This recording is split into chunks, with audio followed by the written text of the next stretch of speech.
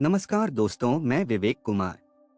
आप सभी लोगों का हार्दिक स्वागत है आपके और हमारे चैनल क्राइम की कहानी के नए एपिसोड में। सबसे पहले आपके प्यार के लिए शुक्रिया कि आप मेरे वीडियो को पसंद करते हैं।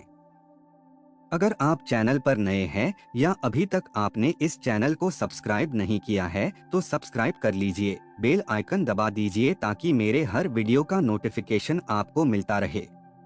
तो चलिए आज की कहानी शुरू करते हैं। 26 अप्रैल 2018 की सुबह के करीब 11:30 बज रहे थे। उत्तर प्रदेश के कासगंज में थाना ढोलना क्षेत्र के पास रेलवे ट्रैक पर बकरियां चराते हुए एक आदमी चला जा रहा था। ट्रैक के दोनों ओर झाड़ जंगल की वजह से वह आदमी लगभग हर दिन इसी ट्रैक के पास अपनी बकरियां चराने के लिए आता था। लेकिन उस दिन उसने कुछ ऐसा देखा जिससे उसकी रूह कांप गई थी। रेलवे ट्रैक पर एक व्यक्ति की लाश पड़ी थी। उस लाश की स्थिति इतनी भयानक थी जिसे देखकर उसका दिल दहशत से भर गया था। उस लाश का ना तो सिर था और ना ही दोनों हाथों की हथेलियां थी। यह देख बकरियां चराता हुआ यह शख्स अपनी बकरियां उसी ट्रैक पर छोड़कर सीधा अपने घर की ओर भागा। उस लाश को देखकर वह इतना डर गया था कि उसके गले से आवाज तक नहीं निकल रही थी। थोड़ा समय बीता तो वह उसी ट्रैक पर ढोलना थाने के पुलिसकर्मियों की टीम को लेकर पहुंचा और उसने पुलिसकर्मियों को दूर से उस जगह की ओर इशारा करके दिखाया जहां पर वह लाश पड़ी थी। ढोलना थाने की पुलिस लाश के पास पहुंची और उन्हें भी अपनी आंखों पर भरोसा नहीं हुआ। वैसे भी बिना गर्दन और हथेलियों वाली डेड बॉडी हर दिन देखने को नहीं मिलती है। मौके पर पहुंची पुलिस की टीम ने आसपास के इलाके की घेराबंदी कर तुरंत जांच शुरू कर दिया। कुछ ही देर में देखते ही देखते उस इलाके में और अधिक पुलिसकर्मी आ पहुंचे और उनके साथ फोरेंसिक की पूरी टीम आ पहुंची। नियमित छानबीन करते हुए पुलिस को लाश के शरीर पर पहने कपड़ों की जेब से एक आधार कार्ड और LIC का एक कागज भी मिला। आधार कार्ड पर मृत शख्स का नाम राकेश था। आधार कार्ड को बेस बनाकर पुलिस ने जल्द ही आधार कार्ड पर दिए पते पर संपर्क साधा और मृत व्यक्ति के पिता बनवारी लाल को लाश की पहचान करने के लिए जल्द से जल्द आने के लिए कहा। कुछ ही घंटों में बनवारी लाल अपने 2 बेटों राजीव और प्रवेश के साथ घटनास्थल पर पहुंच गए। तीनों का शरीर पसीने से लथपथ था। बनवारी लाल एक रिटायर्ड पुलिसकर्मी होने के नाते मामले की गंभीरता को बहुत अच्छे से समझ सकते थे। लेकिन बात लाश की पहचान की थी, वह भी तब जब उन्हें अपने बेटे की लाश की पहचान करनी थी तो उनका दिल जोरों से धड़क रहा था। वह घटनास्थल पर मौजूद पुलिसकर्मियों से हांफते हुए बोले, साहब आपने मुझे याद किया। ढोलना थाना प्रभारी ने बनवारी लाल से कहा, जी हाँ, आपको एक लाश की पहचान करने के लिए बुलाया गया है। क्योंकि मृत व्यक्ति की जेब से बरामद आधार कार्ड में राकेश का नाम दिया हुआ था और कुछ LIC के कागजात भी थे। बनवारी लाल हाफते स्वर में डरते हुए बोले, जी साहब आप हमें लाश के पास लेकर चलिए। यह कहते हुए वह पुलिस टीम के साथ चल दिए। पुलिस की एक टीम बनवारी लाल और उनके दोनों बेटों को वहां ले गई, जहां पर मृत लाश को नीले रंग की प्लास्टिक की शीट में लपेट कर रखा गया था। लाश के पास खड़े व्यक्ति ने बनवारी लाल और अन्य 2 लोगों को आते हुए देखकर नीली शीट में लगी चेन को नीचे की ओर पैरों तक खींचा और बनवारी लाल को मृतक को देखने देने के लिए खुद साइड में खड़ा हो गया। मृत व्यक्ति का सिर नहीं होने की वजह से बनवारी लाल उसे एक नजर देखकर डर से कांप गए। लेकिन अगले ही पल उनका डर शोक में तब तब्दील हो गया जब उन्होंने मृत व्यक्ति की लाश के पहने कपड़ों को देखा। ये वही कपड़े थे जो बनवारी लाल ने कुछ महीनों पहले अपने बेटे राकेश को उसके जन्मदिन पर गिफ्ट किए थे। कपड़े देखकर बनवारी लाल अचानक से फूट फूट कर रोने बिलखने लगे और जोर से चिल्ला चिल्लाकर राकेश का नाम लेकर चीखने लगे। अपने भाई की लाश की ऐसी हालत और पिता को रोता बिलखता देखकर राजीव और प्रवेश की आंखों से आंसू रोके नहीं रुके। लेकिन फिर भी पिता का सहारा बनते हुए दोनों ने बनवारी लाल को लाश से दूर किया। कुछ देर में थाना प्रभारी वहां आए और उन्होंने रोते हुए बनवारी लाल को ढाढ़स बंधाया। उन्होंने बनवारी लाल से कहा, मुझे अफसोस है आपके बेटे की मौत पर, हमारी तफ्तीश जारी है। केस को सुलझाने के लिए हमें आपसे राकेश को लेकर कुछ जरूरी सवाल करने हैं। आप थाने में पहुंचिए, हम यहाँ पर अपनी जांच करके थाने लौटकर आपसे बात करेंगे। सिर और हथेलियां कटी लाश को पहचानना किसी के वश की बात नहीं थी, इसलिए थाना प्रभारी ने लाश की पहचान को पुख्ता करने के लिए लाश की डीएनए जांच करवाना जरूरी समझा। उन्होंने जल्द ही राकेश के माता पिता से संपर्क कर उनका डीएनए सैंपल लिया और उसे आगरा स्थित विधि विज्ञान प्रयोगशाला में भेज दिया। इस घटना को 3 साल हो गए और साल 2021 की अगस्त में एक दिन अचानक से कासगंज के ढोलना थाने में आगरा के विधि विज्ञान प्रयोगशाला से डीएनए रिपोर्ट का रिजल्ट आया। रिपोर्ट खोलकर जब थाना प्रभारी ने देखा तो उनकी आंखें खुली की खुली रह गईं। उनके मन में हजारों सवाल तूफान की तरह खड़े हो उठे। 3 साल से ठंडे बस्ते में पड़ा मामला अचानक से अब एक नया मोड़ ले चुका था। दरअसल जिस डीएनए रिपोर्ट का इतने लंबे समय से इंतजार हो रहा था, उस रिपोर्ट में मृत व्यक्ति का डीएनए बनवारी लाल और इंद्रावती के डीएनए से कोई मैच ही नहीं था। यह देखकर थाना प्रभारी ने 3 साल पुरानी इस केस की फाइलें निकलवाईं। मृत व्यक्ति की पहचान का पता लगाने के लिए उन्होंने अप्रैल 2018 में उस इलाके से गुमशुदा लोगों की लिस्ट निकलवाई। राकेश की उम्र के लोगों में उस इलाके से सिर्फ एक ही आदमी गायब हुआ था। वह था गांव नौगवा, थाना गंगीरी, अलीगढ़ का रहने वाला राजेंद्र उर्फ कलुआ। बिल्कुल समय न गवाते हुए पुलिस तुरंत कलुआ के घर पहुंची और उनसे कलुआ के बारे में पूछताछ किया। कलुआ तो नहीं मिला, लेकिन पुलिस को कई ऐसे तार मिल गए जो कि इस केस से जुड़े हो सकते थे। कलुआ के माता पिता ने बताया कि उनके बेटे की दोस्ती राकेश के साथ थी। 25 अप्रैल को गायब होने के एक दिन पहले राकेश कलुआ को लेकर अपने बीवी बच्चों को ढूंढने का नाम लेकर उसे अपने साथ ले गया था, जिसके बाद कलुआ फिर कभी घर नहीं लौटा। कलुआ के माँ बाप से उनका डीएनए का सैंपल लेकर पुलिस ने फिर से आगरा स्थित विधि विज्ञान प्रयोगशाला भेज दिया। इस बार डीएनए की रिपोर्ट जल्द ही आ गई थी। रिपोर्ट से यह साफ हो गया था कि 3 साल पहले रेलवे ट्रैक पर मरने वाला व्यक्ति राकेश नहीं बल्कि राजेंद्र उर्फ कलुआ था, क्योंकि डीएनए के सैंपल कलुआ के माँ बाप से मिल गए थे। पूरे मामले में कुछ इस तरह से मोड़ आना किसी को भी अपना सिर पकड़ने पर मजबूर कर सकता था, जो कि थाना प्रभारी ने किया भी। थाना प्रभारी ने 3 साल पहले अपने मन में उठने वाले सवालों को एक बार फिर से महसूस किया। उन्हें अचानक से वह सवाल याद आया कि सिर कटी लाश को देखकर बनवारी लाल ने एक पल में कैसे पहचान लिया कि यह उनके बेटे की लाश थी। कलुआ से किसकी कैसी दुश्मनी हो सकती थी? इसके अलावा इसी तरह के और भी कई सवाल थाना प्रभारी के मन में उठने लगे थे। इन सभी सवालों को ढूंढने के लिए पुलिस की टीम ने तत्परता से काम करना शुरू कर दिया था। अगस्त के आखिरी दिनों तक पुलिस ने इस मामले की छानबीन के लिए प्रदेश में अपने मुखबिरों को सतर्क कर दिया था।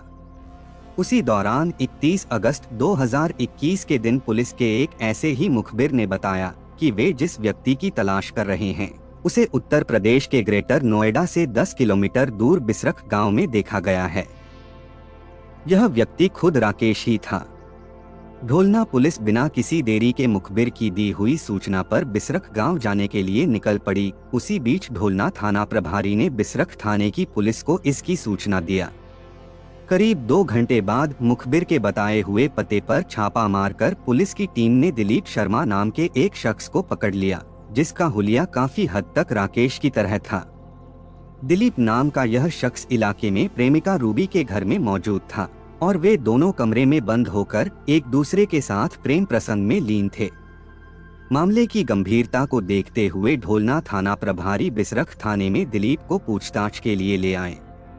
पूछताछ के दौरान पहले तो दिलीप ने खुद की पहचान दिलीप के नाम से बताई, लेकिन जब पुलिस की टीम ने उसकी फोन लोकेशन, व्हाट्सएप चैट इत्यादि के रिकॉर्ड के आधार पर पूछताछ करनी शुरू किया तो वह चारों खाने चित्त हो गया और अपना असली नाम राकेश बताते हुए पुलिस के सामने अपना गुनाह कबूल कर लिया।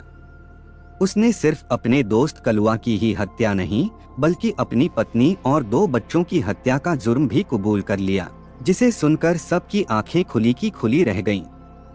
इस शातिर कातिल के कत्ल की कहानी सुनकर किसी की भी रूह कांप जाए। नौगवा गंगेरी अलीगढ़ का रहने वाला राकेश ग्रेटर नोएडा में एक डायग्नोसिस सेंटर में लैब टेक्नीशियन था। वह अपने छोटे से परिवार, जिसमें उसकी पत्नी रत्नेश, 3 साल की बेटी अवनी और 1.5 साल के बेटे अर्पित के साथ ग्रेटर नोएडा से 10 किलोमीटर दूर चिपियाना गांव की पंच विहार कॉलोनी में रहता था। यह उसका अपना घर था। उसके छोटे से परिवार में खुशियों की कोई कमी नहीं थी, लेकिन राकेश अपने शादीशुदा जीवन से खुश नहीं था। राकेश की शादी साल 2012 में उत्तर प्रदेश के एटा की रहने वाली रत्नेश से हुई थी, लेकिन यह शादी उसने अपने परिवार के दबाव में की थी। दरअसल राकेश बिसरख गांव की रहने वाली रूबी को अपनी शादी से पहले से प्यार करता था। दोनों किसी समय में साथ में पढ़ते थे, लेकिन परिवार की जिम्मेदारियों के बोझ की वजह से उसने पहले प्राइवेट इंस्टीट्यूट से लैब टेक्नीशियन का कोर्स किया और ग्रेटर नोएडा में जॉब करने लगा। परिवार के दबाव में उसने रत्नेश से शादी तो कर ली, लेकिन रूबी के साथ उसका प्रेम संबंध खत्म नहीं हुआ, बल्कि वक्त के साथ उनका प्यार परवान चढ़ता गया। इसी दौरान रूबी की उत्तर प्रदेश में कांस्टेबल के पद पर नौकरी लग गई। राकेश के रत्नेश के साथ बच्चे भी हो गए, पहले अवनी, फिर अगले साल अर्पित। अपने परिवार में इतना उलझा हुआ होने के बावजूद वह रूबी से मिलने के लिए समय निकाल लिया करता था। रूबी और राकेश अक्सर व्हाट्सएप के जरिए अश्लील चैट भी किया करते थे, जिससे राकेश के मन में रूबी के लिए प्यार का तूफान उमड़ पड़ता था। साल 2018 की वैलेंटाइंस डे 14 फरवरी के दिन, जब राकेश इसी तरह से रूबी के साथ व्हाट्सएप पर चैट में लीन था, तो उसकी पत्नी रत्नेश ने राकेश को उसे पीछे से रंगे हाथों पकड़ लिया। उस दिन राकेश और रत्नेश का खूब झगड़ा भी हुआ। दोनों के बीच झगड़ा अपने चरम पर पहुंच चुका था और राकेश ने अपना आपा खो दिया। राकेश ने आव देखा ना ताव रत्नेश पर लोहे की रॉड से वार कर उसका सिर फाड़ दिया। रत्नेश की वहीं मौके पर मौत हो गई। लेकिन रत्नेश की मौत के बाद मामला यहीं ठंडा नहीं हुआ। उसने इस मौके का फायदा उठाया और अपने बच्चों से भी अपना पिंड छुड़ाने के बारे में विचार किया। उसने जिस लोहे की रॉड से रत्नेश की हत्या की थी, उसी से अपने दोनों बच्चों को भी मौत के घाट उतार दिया। उसने रातों रात उन तीनों के लाशों को छिपाने के लिए अपने ही घर के आंगन में गहरा गड्ढा खोद दिया और उन तीनों को उसी में दफना दिया। अगले दिन उसने मजदूरों को बुलवाकर अपने घर के आंगन में सीमेंट की पुताई कर फर्श बनवा दिया। यही नहीं, उसने उसी दिन अपने स्थानीय इलाके के पुलिस थाने में जाकर अपने बीवी बच्चों की गुमशुदगी की सूचना भी दर्ज करवा दिया। और यह सब उसने अकेले नहीं किया, बल्कि अपनी प्रेमिका कांस्टेबल रूबी के दिए प्लान के अनुसार किया। कुछ दिनों बाद जब रत्नेश के मायके से राकेश को फोन आने लगे, तो पहले तो राकेश उनकी बात यूं ही टालता रहा, लेकिन जब मायके वालों की तरफ से जोर बढ़ता गया तो उसने अपनी प्रेमिका रूबी को यह बात बताई। रूबी ने इससे बचने के लिए एक और प्लान सुझाया, जिसको सफल बनाने के लिए राकेश को एक और कत्ल करना था, जो कि उसी की उम्र और कदकाठी का होना चाहिए था। इसके लिए उसने अपने गांव के बचपन के दोस्त राजेंद्र उर्फ कलुआ को चुना। वह अगले दिन गांव जाकर अपनी बीवी बच्चों की तलाश करने के बहाने अपने साथ कलुआ को लेकर निकल गया। उसने कलुआ को रास्ते में दारू भी पिलाई और खाना भी खिलाया। जब वे रेलवे ट्रैक के पास सुनसान इलाके में पहुंचे तो राकेश ने मौका देखकर पहले से जंगलों में छिपाकर रखे गंडासे से कलुआ पर प्रहार कर दिया। कलुआ राकेश के पहले ही हमले को नहीं सह पाया और बेहाल होकर नीचे गिर पड़ा। राकेश ने मौके का फायदा उठाकर कलुआ पर इतने वार कर दिए कि उसकी जान वहीं पर ही निकल गई। राकेश ने उसके बाद कलुआ का सिर और हाथ के पंजे काट दिए ताकि लाश की पहचान न हो सके। अपने इस काले कत्ल की दास्तान में उसने अपने घर वालों को भी शरीक कर लिया। राकेश ने अपने घर वालों को लालच दिया कि अगर उसकी शादी रूबी से हो गई तो मोटा पैसा दहेज में मिलेगा। उसने लाश की पहचान करने के लिए अपने पिता को राजी कर लिया, जिसके बाद ये सारी कहानी शुरू हुई। इस बीच राकेश ने अपनी पहचान छिपाने के लिए एक फर्जी आधार कार्ड भी बनवा लिया, जिसमें उसने अपना नाम दिलीप शर्मा रखा।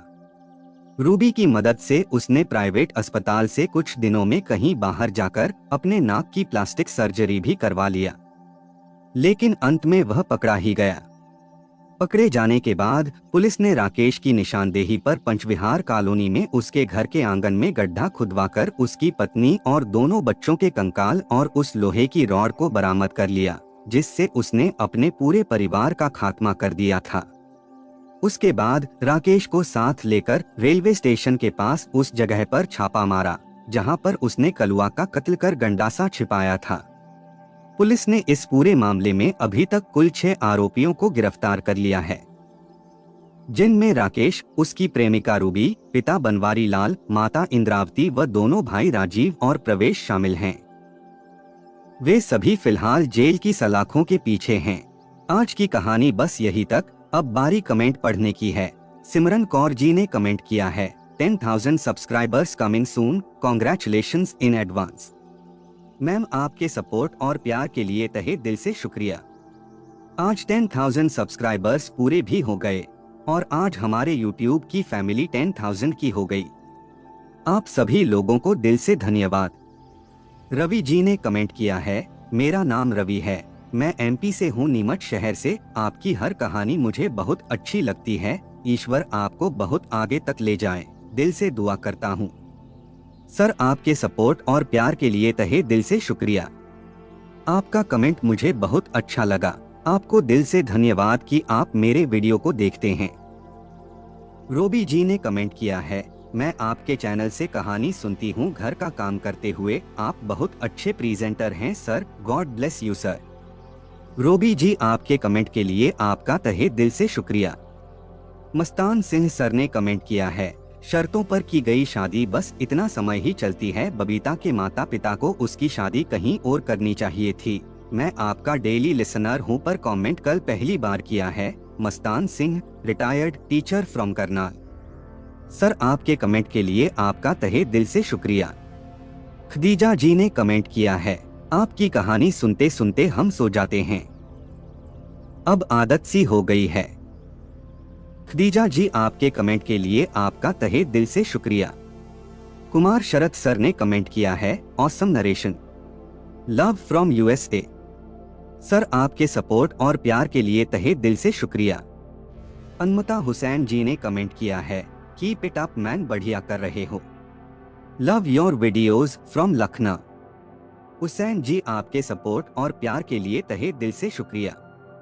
नायरा श्रीवास जी ने कमेंट किया है, लव फ्रॉम उज्जैन। मैम, आपके सपोर्ट और प्यार के लिए तहे दिल से शुक्रिया। नादिया उम्बर लोदी जी ने कमेंट किया है, आजकल के हस्बैंड का यह खास हॉबी है।